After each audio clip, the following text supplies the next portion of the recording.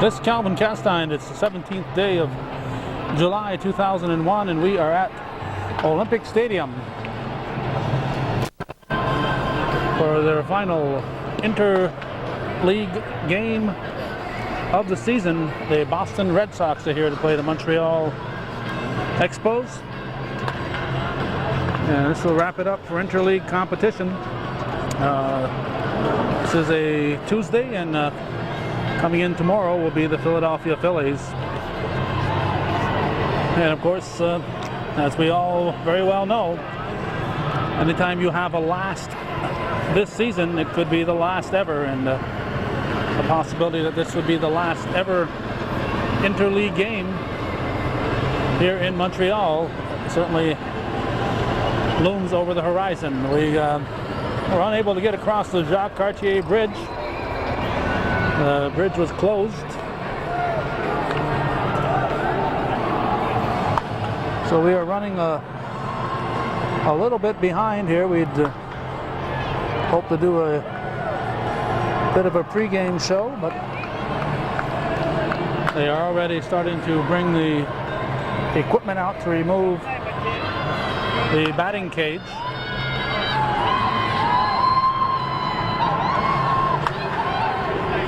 Number 24, Manny Ramirez, has moved into the area, ready to take some practice swings here in the pregame batting practice. Manny Ramirez has certainly helped carry the Red Sox offense. He has 27 home runs, 85 runs batted in, and batting .323. He'll be batting in the 4th spot tonight. Leading off for the Red Sox will be the second baseman, Chris Steins, who's hitting a very healthy .314. Scott Hatteberg is batting .245. He'll be batting second. Trot Nixon, the center fielder, is batting third, hitting .273 with 15 homers and 47 runs batted in. Then it's Ramirez, the free agent who was signed over the winter. He plays left field. Dante Bichette plays right field, and he's hitting at .329, and he's going to bat behind Ramirez. Brian Daubach, the first baseman, will bat sixth. He's hitting at .277, 15 homers, 49 runs batted in. Mike Lansing, the shortstop, hitting at .226. And as we're taping this, of course, Red Sox fans are counting the days till Nomar Garciaparra comes off the disabled list. Shea Hildenbrand is the third baseman. He's batting at .258. Tim Wakefield is the pitcher, and he has a 0 batting average. For the Expos, Peter Bergeron, who was back from the minor leagues, is playing center field, and he's going to hit first, hitting at a .241 clip. Jose Vidro is right back where he was a year ago after being disabled for part of the season. He's at second base and batting second, hitting at .336 with 14 home runs and 41 runs batted in. Vladimir Guerrero, after a slow start as Ramirez takes his swings. Guerrero, a star of the Expos, comes in here with a .329 batting average, 23 home runs, 71 runs batted in. He, of course, is the right fielder. Lee Stevens, the cleanup man, has been consistent throughout the year. And the arrival of Jeff Torborg, Guerrero was moved into the number 3 spot, and Stevens is now occupying the cleanup spot. He's the first baseman, hitting at .248, 14 home runs, and 61 runs batted in. Orlando Cabrera is the shortstop. He's batting number 5, and of course he was batting in a cleanup spot for a few games under Torborg's tutelage, and he was very excited about that. In fact, he asked to keep the lineup card because that was the first time when he batted. The first time batting in the cleanup spot for the Expos was his first time ever that he batted cleanup at any level. So Cabrera is batting 5th. He's the shortstop, hitting at .251, 6 homers, 46 runs batted in. Jeff Blum, the third baseman, hitting at .231. He's replacing the injured Fernando Tatis. Blum hit with 5 homers, 28 runs batted in. Michael Barrett, the catcher, hitting at .236 with 4 homers and 20 runs batted in. And Brad Wilkerson, the left fielder, has a 0 batting average. He's up from the minor leagues, and they brought him up and left Milton Bradley down there, so they have big hopes for young Brad Wilkerson, the left fielder, tonight. Tim Mattis is the pitcher. He's hitting at .455. He's a right-hander. And that's the starting lineups. We'll get into more of what we can expect from these players as the game gets underway. We'll be spending part of the time down here in the press boxes. Not actually the press box, the photographer boxes. The photo boxes are located near the on-deck circle, and we'll be spending a good deal of our time down here tonight, we expect. Pretty good turnout. This is the third game of the 3-game series, and Sunday was the first day. 33,000 fans found their way to Olympic Stadium. That was the first time that they've been that high in a non-opening day situation in quite a while. The crowd was about half of that yesterday, 16,000 plus, and we're hoping that they'll at least match that, if not more, tonight. Most of the fans that have been here, I guess, have been Red Sox fans coming up from New England, of course, northern New York. And we're chatting with one fellow from the northern tier, Rob McAuliffe, wearing a Boston Red Sox cap, said he was here for all 3 games, and last night he said there was a fellow with a Yankee cap who was waving his cap, and some of the Red Sox fans were very upset, and there was almost a fight just a few feet away from him in the stands. The Red Sox and the Yankees, as we're taping this, are battling for first place. The Yankees have a half-game lead over the Bo Sox. And of course, the Red Sox fans keep pointing to the fact that they've had so many players on the injured list, including Garciaparra and the number 1 pitcher in the big leagues, former Montreal Expo, Pedro Gonzalez, is on the injured list, and Pedro Martinez, not Pedro Gonzalez. Pedro Martinez is on the injured list, and hopefully he'll be back before the season gets too much further along.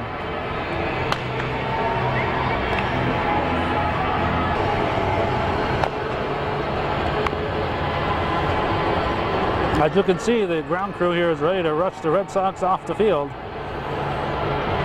They're giving all the hints they can that they want to steal that batting cage away.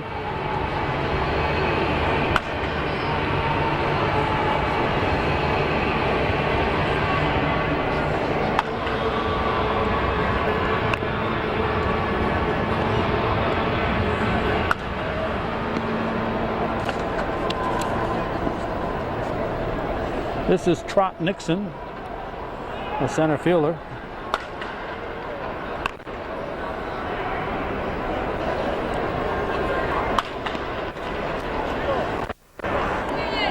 Here's Ramirez.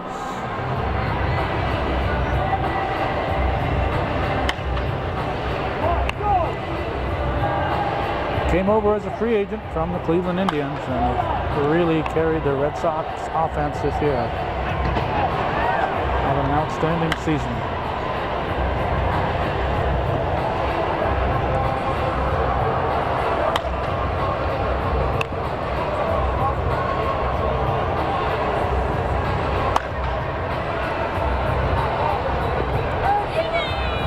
Off the wall, and that's going to take us to the pregame show. And there goes the batting cage. They are out of here. That's it.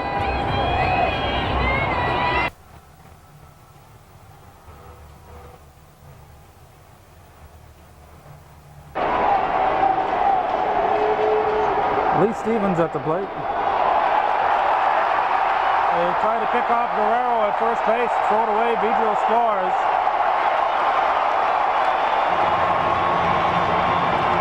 Expos are leading 8-5. We're in the 6th inning. Big 4-run inning at the top of the 6th for the Red Sox. Both clubs have had a lot to cheer about today and a lot to be disappointed about.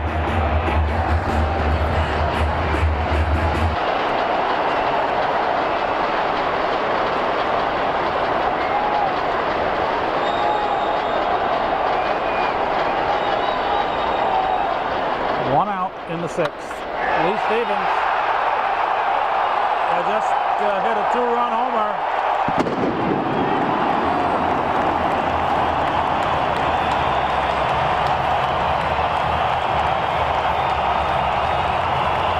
Guerrero scores, and here comes Stevens. The Expos lead 10-6, 10-5. 10-5 as Lee Stevens comes through for the Spos.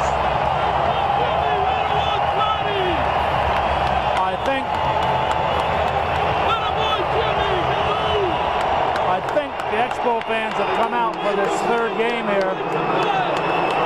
They may have been embarrassed to have more fans for the visiting team the last 2 days. And it appears like the Expo fans have come out to cheer on the home team. Another good crowd cheering on the Red Sox. But tonight it seems like there's an equal amount of Montreal fans in the stands. This is Cabrera, shortstop, batting 5th in the lineup.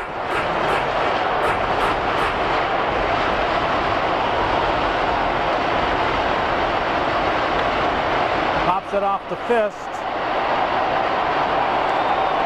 And in foul territory, 2 down.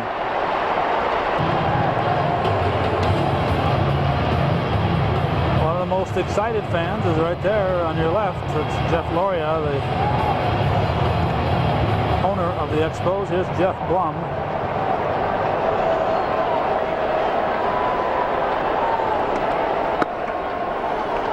Well, we said hello to Jim Beattie up at the press box. And he informed us that Tim McDonough is in the stadium. Tim McDonough from Rouse's Point, former battery mate, the catcher for Jim Beattie, the pitcher, at Dartmouth College many years ago. And Jim Beattie is the Expos general manager, and he has provided tickets for Tim McDonough and friends, and I'm sure they're seated somewhere in that general area right through there. Those of you who saw that Seinfeld episode where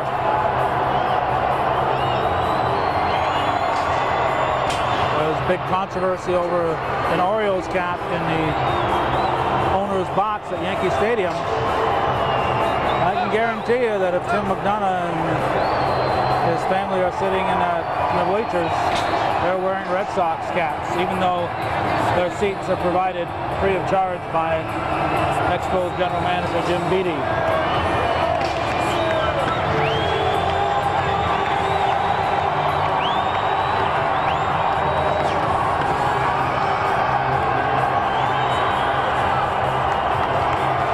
The shirt cannon is out.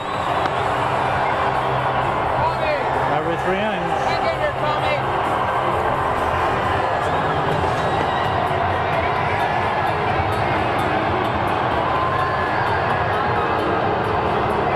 Red Sox batting coach Tommy Harper. Trot Nixon, who has homered today, will lead off the 7th inning, and Manny Ramirez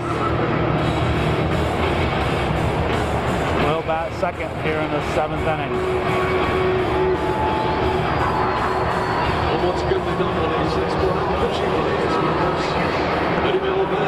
Nixon's homer was his 16th, and that gives him a career best.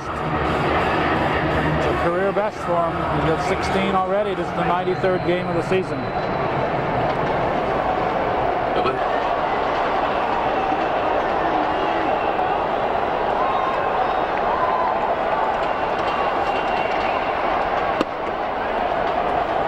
Montreal in double figures with 10 runs tonight.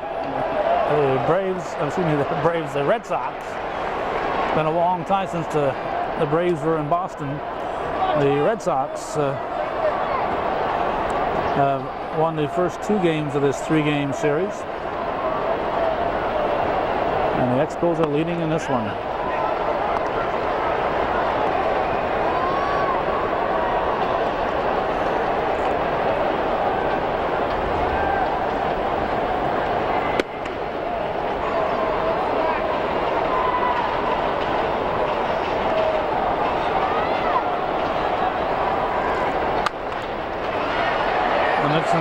again.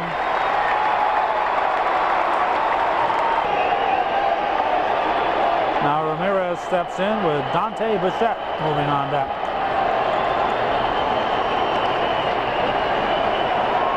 They don't have a warm-up emblem, a on-deck circle emblem for all the teams in the American League East, so they just use an American National League emblem.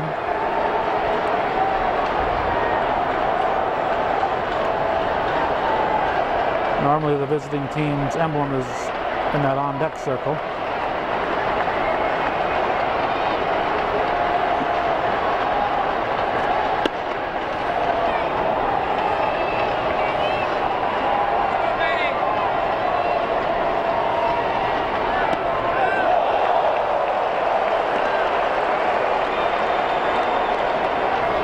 Ramirez homered in his last trip up there.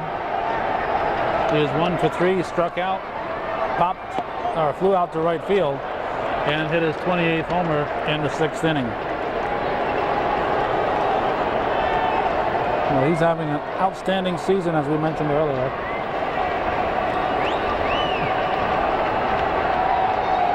Currently hitting at .323 with 28 home runs and 86 runs batted in.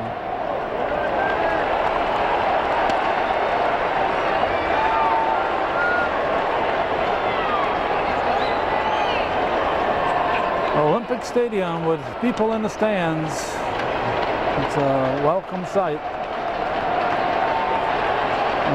So many people have mentioned to me in the last couple of years as Ramirez walks, don't you think the Expos would draw a bigger crowd if they were in the American League? And I have to think they would.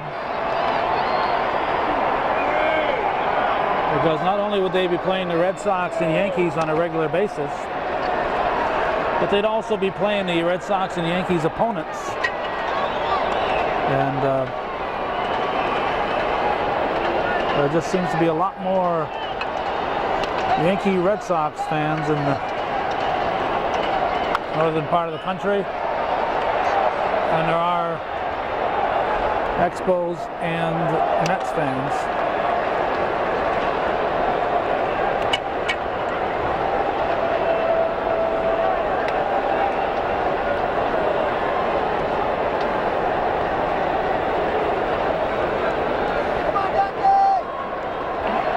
There's nobody out here in the 7th.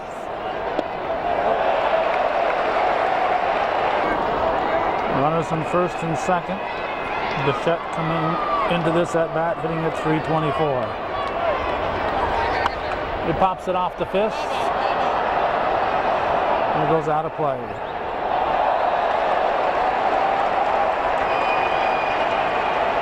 Souvenir for a very happy fan.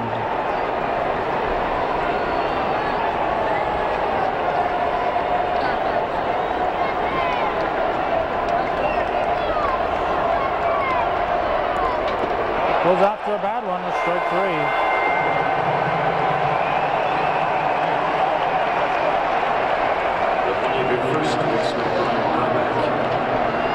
Well, Brian Dahlbach will step in. He is 1 for 3 with a single. The Red Sox have out-hit the Expos. Expos with 10 runs on 10 hits. 2 Boston errors. Boston 5 runs on 11 hits so far. No errors for the Expos. This is a pivotal, not a pitiable, but pivotal inning for the Red Sox. Last inning, they scored 4, and the Expos came right back with 4 of their own.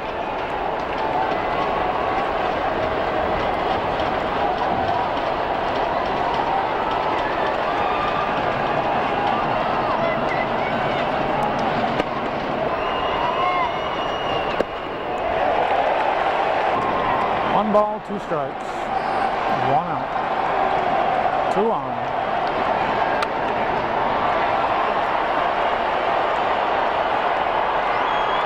2 out. Mike Lansing, a double, single, and single. Steps in now. I believe he's a former Expo. Shortstop for the Red Sox.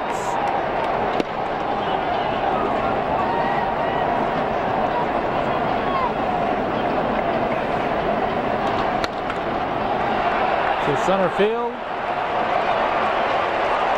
Red Sox are going to go quietly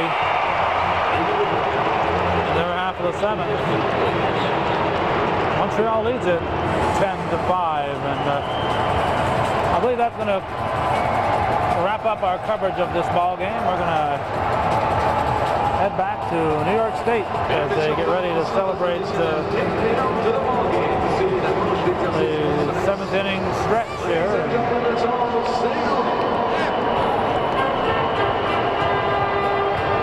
That doesn't get the crowd on their feet. Nothing well.